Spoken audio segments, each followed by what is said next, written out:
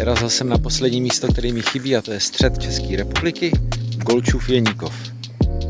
Vzal jsem si prašivku. Ujel jsem 30 km a už mám první problém. Takže to bude asi dobrodružná cesta. Prašivka je motocykl ČZ z roku 1963.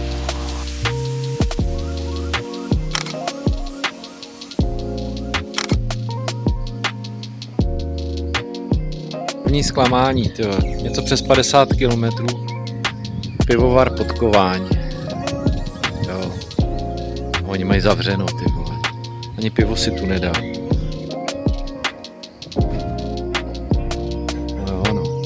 Co se dá dělat? Pojedeme dál. Někde tudy.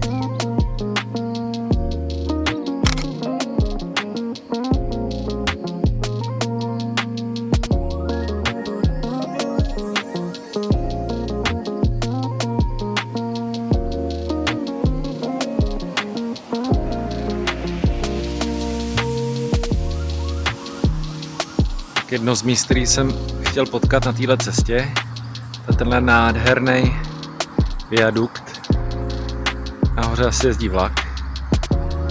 Obec Krnsko, kousek od Mladé Boleslavi. To je nádherný. Akorát ten kamion to tady trošku zdobí, no. Nedá se nic dělat. Parádní. Viadukt se jmenuje Stránovský a je z roku 1924. No, právě jsem projel Lisou nad Labem. A je tady takovýhle hezký most a takovouhle řeku. Nevíte, co to je náhodou za řeku? Lisa nad Labem. To asi nebude Vltava. Tady jsem se zakecal s jedním zajímavým cyklistou, který má na kole projetou celou západní Evropu. A tohle je Český Brod a 100 let stará budova Sýpky.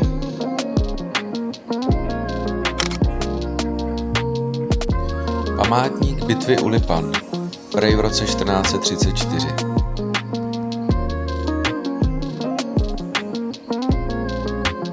Je potřeba trochu zrychlit a tak upaluju po hlavní silnici číslo 38 kolem Kolína a Čáslavy. Tu první problém. Jak si nám odpadává kaslík. Takhle. Tady se dole uklepaly nejty. Tadyhle se nám to uklepalo. Je to v kínku. No, budeme s tím muset něco udělat, ale zatím je to blbost. Ještě to tady podle toho teklého oleje, je takhle vyteklej olej, to vypadá, že nám ten tlumič taky vytek. No, to by to řekl, že na takovým kousku bude takových problémů.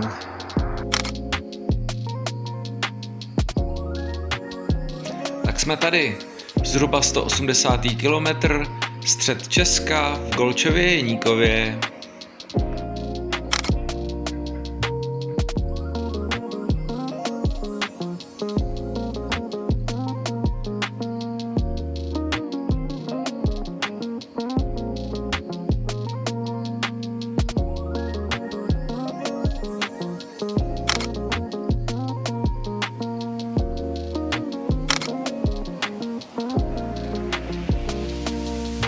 Máme místo na spaní, takovýhle krásný přístřešek, ale co je na tom nejlepší na tomhle místě, když uděláme pár kroků dolů, takhle ťapy.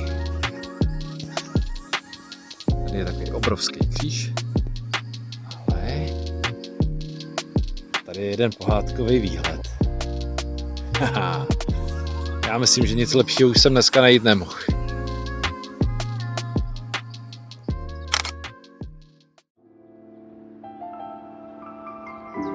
V noci začalo trošku pršet, takže jsem musel řešit nějaké opatření. Tady platičku, co jsem si takhle přes sebe tady hodil. No jistotu jsem zalezl v bivaku. No a pak už to moc nešlo spát stejně, takže snídaně, kávička.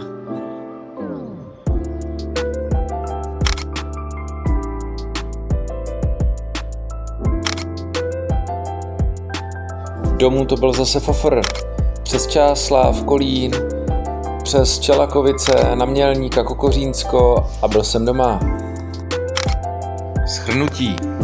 Ujel jsem 340 km, spálil asi 11 litrů benzínu, na cestě jsem byl něco přes 24 hodin a závady, vyteklej tlumič a upadlej kaslík. A děkuju, že jste to vydrželi dokoukat až do konce.